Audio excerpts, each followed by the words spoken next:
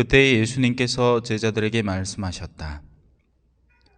해와 달과 별들에는 표징들이 나타나고 땅에서는 바다와 거센 파도 소리에 자지러진 민족들이 공포에 휩싸일 것이다. 사람들은 세상에 닥쳐오는 것들에 대한 두려운 예감으로 까무러칠 것이다. 하늘의 세력들이 흔들릴 것이기 때문이다. 그때 사람의 아들이 권능과 큰 영광을 떨치며 구름을 타고 오는 것을 사람들이 볼 것이다. 이러한 일들이 일어나기 시작하거든 허리를 펴고 머리를 들어라. 너희의 속량이 가까웠기 때문이다. 너희는 스스로 조심하여 방탕과 만취와 일상의 근심으로 너희 마음이 물러지는 일이 없게 하여라. 그리고 그날이 너희를 덫처럼 갑자기 덮치지 않게 하여라. 그날은 온 땅 위에 사는 모든 사람에게 들이닥칠 것이다. 너희는 앞으로 일어날 이 모든 일에서 벗어나 사람의 아들 앞에 설 수 있는 힘을 지니도록 늘 깨어 기도하여라. 주님의 말씀입니다.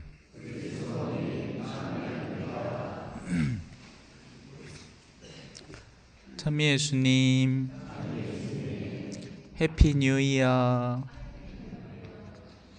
오늘부터 새로운 전례력이 시작이 됩니다.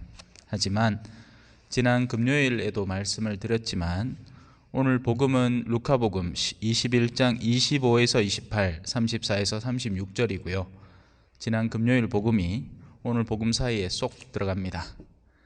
그래서 모든 것들이 서로 항상적이고 연계되어 있다는 뜻이기도 합니다. 우리에게 다가올 이 그날이라는 것은 당연히 세상의 종말, 공적인 최종의 날을 의미하기도 하지만 사심판, 우리 각자의 죽음을 의미하기도 합니다. 그 누구도 죽음을 피해갈 수 없죠. 그래서 늘 깨어 있도록 기도해야 하고, 그리고 그 기도를 하는 데에는 실질적인 기도도 참으로 중요합니다. 오늘부터 우리 성당의 우리 전례위원장님의 권으로 성무일도를 시작했습니다. 많은 분들은 늦게 오셔서 시작부터 참석하지 못하셨겠지만 다음 기회부터는 제 시간에 오셔서 성무일도라는 교회의 기도가 어떤 것인지 한번 체험해 보셨으면 좋겠습니다. 우리가 전례해를 살잖아요. 하지만 이 전례라는 것, 엄정하게 전례 안에 포함되는 것은 몇 개 되지 않습니다. 칠성사와 그리고 시간전례, 나머지는 준성사라고 표현을 합니다. 그런 것들은 엄밀히 말하면 정식적인 전례가 아닌 사제의 축복이나 안수 같은 것들은 전례라고 하기는 힘든 것이죠. 그보다 하급의 요소들인 겁니다. 하지만 시간전례는 다릅니다. 시간전례는 사제와 수도자들이 의무적으로 바치도록 되어 있고, 여러분들은 다행히 의무가 아니지만 의무가 아닌 걸 내가 스스로 하면 어떻게 되겠어요? 덕이 됩니다. 우리는 쇠가 빠지게 바쳐봐야 그냥 해야 될 일을 하는 것뿐이고, 여러분들은 하면 좋은 g입니다. 하지만 산산뿌리를 준다 하면 좋겠지만 기도 바치면 좋다 해서 기도 바치는 사람은 사실 잘 못 받습니다. 왜냐하면 깨어있지 않기 때문이죠.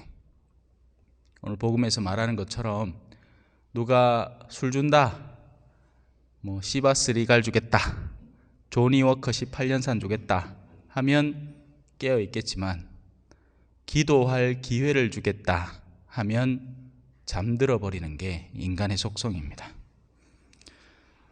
오늘 여러분들을 위해서는 일독서를 준비했습니다. 그때 나는 이스라엘 집안과 유다 집안에게 한 약속을 이루어 주겠다. 그 약속은 다음과 같은 요소입니다. 다윗을 위해서 정의의 싹을 돋아나게 하리니 그가 세상에 공정과 정의를 이룰 것이다. 최종적으로 우리가 완성하게 될 것은, 우리가 마주하게 될 예수님의 모습은 공정과 정의라는 겁니다. 모 정치인이 자주 부르짖던 내용이죠. 하지만 세상이 말하는 공정은 자기 재산을 지키고 자기의 몫을 지키는 데 소요되는 공정이고, 그건 사실 공정이 아니라 탐욕과 이기심에 더 가까운 것입니다. 만약에 공정대로 한다면, 만약에 정말 세상이 말하는 공정과 정의라고 한다면 십자가는 그 자체로 모순입니다. 맞죠? 예수님이 뭔 놈 잘못을 그래 해가 죽을 죄를 지을 정도였으며, 도대체 누구의 목숨을 앗아가서 사형을 당해야 되고, 또 그냥 단순히 목숨을 단순히 빼앗아가는 사형만이 아닌 수많은 고초와 조롱과 비난과 비방을 왜 들어야 했느냐, 여기에 우리는 마음을 담아야 하고, 거기에 우리의 신앙생활의 비결과 비밀이 숨어 있는 겁니다. 무엇이 공정이냐라는 질문이죠.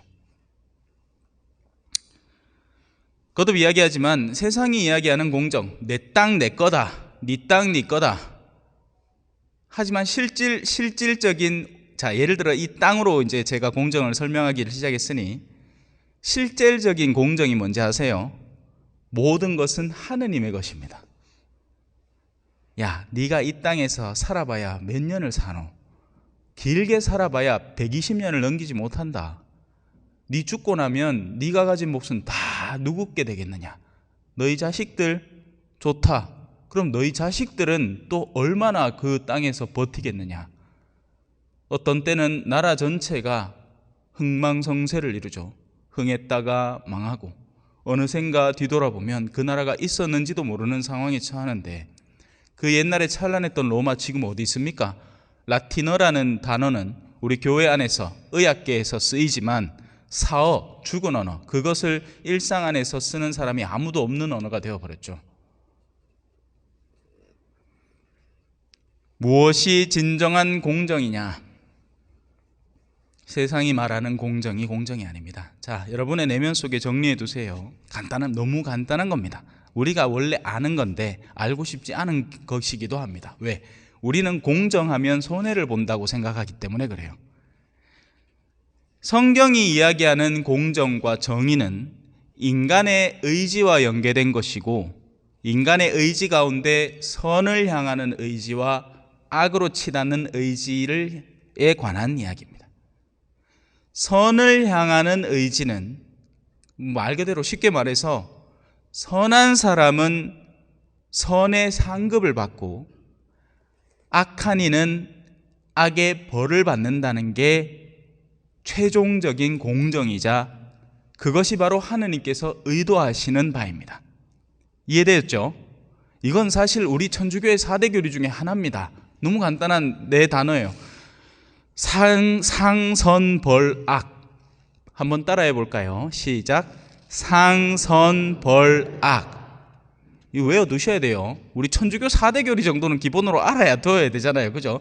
옛날에 우리 어린이 교육 헌장 이런 거 다 외웠잖아. 예? 근데 천주교 신자에게 4대 교리가 뭡니까? 하면 모르면 안 됩니다. 여러분이 알고 있어야 행여 여러분 주변에 누군가가 죽을 위험에 있을 때 그 4대 교리를 언급을 하면서 의식이 있을 때 말이죠. 대세라도 줄 수 있습니다. 근데 그거 저거 아무것도 모르잖아요. 그럼 뻥 쪄가지고 아무것도 안 하는 거예요.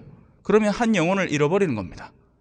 자, 다시 돌아와서 하느님의 정의는 하느님 당신 자체가 정의이신데, 그 하느님 당신 자체의 정의는 어떻게 형성되어 있느냐? 너무너무 간단합니다. 착한 일을 한 이에게는 착한 상급을, 나쁜 일을 한 이에게는 나쁜 벌이 주어집니다. 언제? 여기서 이제 이게 의문이 되는 거죠. 언제 주어집니까, 신부님?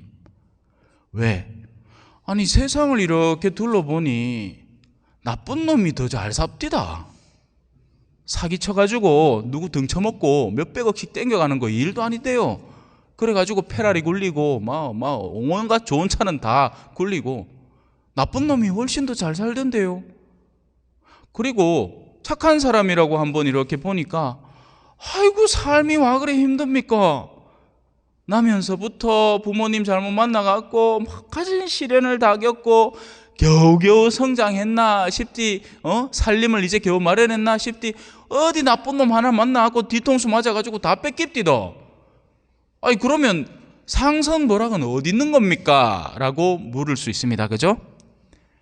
그 이유는 우리가 짧은 시야만을 가지고 있기 때문에 그렇습니다. 이 세상이라는 우리가 관찰할 수 있는 세상 속의 영역, 심지어는 우리는 그마저도 다 못 봅니다. 왜? 숨어있는 내면의 것들을 보지 못하기 때문에 그래요. 자, 예를 들어서 아이를 낳아서 기른다. 이게 현대의 젊은 사람들의 시선에는 어떻게 보일까요? 금전적인 손해로 보이고요, 자기들이 해야 하는 고생으로 보이고요, 자기들이 해야 하는 누릴 수 있는 현재 여러 가지 것들에 대한 상실로 보이기 때문에 결혼을 안 하고 아이를 안 낳는 선택으로 이어지는 겁니다. 헌데 그들이 훗날에 무엇을 잃을지에 대한 감각까지 가지고 있을 것이냐? 없는 겁니다. 가족이라는 게 어디 키우면서 고생하는 그 시기만 가족입니까? 아니죠. 나중에 우애 있게, 물론 가족 따라 다르긴 합니다만, 이건 그때 다른 건 사실이에요. 그러나 책임감 있게 자기의 가족을 사랑하고 돌보는 사람이라면 그 뒤에 달콤한 가족들의 일치의 열매도 맛보는 겁니다. 상선벌악은 지상에서의 시선만으로 보면 불합리하고 부당합니다. 그러나 영원 안에서 이루어질 일입니다. 자, 오늘 제대 앞을 보면 동그랗게 초록색으로 둥글게 빙글빙글 돌아가며 춤을 춥시다가 아니라 빙글빙글 돌아가며 예쁜 초록색으로 대림환을 만들어 놓았습니다. 그 가운데 초가 4개가 켜지죠. 대림은 사주간이니까 제일 짙은 색 초부터 해서 하나씩 빛을 밝혀가는 겁니다. 다가오시는 아기 예수님을 기다리는 아주 소중한 우리 교회의 전통이죠. 그런데 대림환은 둥글게 되어 있습니다. 여러분들이 손가락에 끼고 있는 반지, 결혼하신 분이라면 끼고 있어야죠. 저도 교회와 결혼을 했기 때문에 끼고 있습니다. 그죠? 반지는 왜 둥그냐? 이 모든 둥금 속에는 항상성과 영원성을 그 안에 간직하고 예표하고 있는 겁니다. 그래서 우리는 지금 우리가 사는 시대를 살고 이 순간을 살고 있지만 이제 곧 2024년이 물러가고 2025년이 다가오겠지만 하느님의 시선에서는 예나 지금의 2024년의 예나 아니면 심지어 2000년 전에 나타난 아무개나 똑같은 영원 속에서 관찰할 수 있게 되는 겁니다. 그리고 이 친구가 영원을 향해서 다가가려는 친구인지 아니면 어둠을 향해서 나아가고 있는 친구인지가 하느님께는 중요하지, 이 친구가 2000년 전에 살았는지 지금 살았는지 미래 시대를 살지는 하느님께는 의미 없는 일입니다. 당신은 영원하신 분이시니까요. 사실 시간이라는 것은 움직임을 통해서 우리가 인지하게 되는 후차적인 것이지, 시간이 뭐냐고 물으면 사실 과학자들도 대답을 못합니다. 시간을 뭐라고 딱 꼬집어서 규정할 수가 없는 거예요. 시간은 또한 상대적이기도 하니까요. 자, 너무 어려운 게 들어가서는 안 되겠습니다. 그죠? 이건 과학의 영역이기도 하고. 하지만 과학도 진리입니다. 원래 시간이라는 건요, 시간을 감각할 수 없을 때는 시간이 존재하지 않는 겁니다. 해가 뜨고 지니 하루가 시작되고 마치는지를 알지, 해가 없고 달이 없는 곳에서 여러분은 하루를 무엇으로 감각하겠습니까? 시계가 없는 곳에서 분초를 뭘로 따지겠습니까? 그 모든 것은 우리 인간들이 후차적으로 만들어낸 거예요. 자, 그래서 그날에 마지막으로 이제 마무리하고 정리할게요. 사실 지금 제 혓바닥에 이 혓바늘이 돋아가지고 아파 죽겠습니다. 지금 말하는 족족 막 고통이 막 느껴집니다. 막 입안에서부터. 그래서 말이 좀 어눌하죠. 평소하고는 너무 얌전하게 얘기하지 않습니까? 될 수 있으면 이 이빨에 좀 덜 부딪히라고 아주 보드랍게 얘기하고 계십니다. 자, 이제 그 공정과 정의가 이루어지는 날에는 어떤 일이 벌어질지 한번 살펴봅시다. 그날에 유다가 구원을 받고 예루살렘이 안전하게 살게 될 것이다. 그 말은, 자, 성경은 항상 미래를 이야기하지만 미래에 일어날 일을 바꾸면 현재라는 말이죠. 맞죠? 나중에 이렇게 될 거다. 그 말은 지금은 그렇지 못하다. 그 말은 뭐냐? 우리가 예루살렘이랍시고 들어와 살고 있는데 그 안에는 착한 이들만 모이는 게 아니라 착한 이들과 더불어서 악을 지향하는 이들도 같이 있다는 겁니다. 자, 그럼 왜 그렇게 디자인해 놓았을까요? 하느님은 두 가지 이유에서 그렇습니다. 첫째, 악을 향해 가는 이들을 하느님이 반기실까요? 아니겠죠. 악을 치달아가는 이들을 하느님은 초대하고 싶어하고 소위 말해서 기회를 주고 싶어합니다. 그들이 되돌이키기를 바라고 다시 누군가의 초대의 손길을, 말을 듣고 마음을 바꾸어서 빛을 향해서 나아가고 선하고 바르게 살기를 바라서 악을 향해 나아가는 이들에게 기회를 주고자. 자, 근데 악한 이들이 자기들끼리 모여 있으면 선의 기회가 존재합니까? 안 합니까? 도대체 어디에서 선을 발견할까요? 이놈도 돈 욕심내고 저놈도 돈 욕심내고 이놈도 음탕함에 빠져있고 저놈도 단어를 발음을 잘못하겠네. 음탕함에 빠져있는데 누가 고결함과 정결함에 대해서 떠올릴 수나 있겠냔 말이죠. 그러니 어떻게 해야 돼요? 어둠 속에 빛을 비춰야 하는 겁니다. 그 빛을 보고 이들이 야, 나는 지금까지 무슨마는 무조건 여자 따먹고 막 그렇게 막 후리고 다니고 막 그래야 마초적인 그런 남성다움을 보여주는 줄 알았는데 전혀 딴판으로 사는 저런 사람도 있네. 왜 그렇지?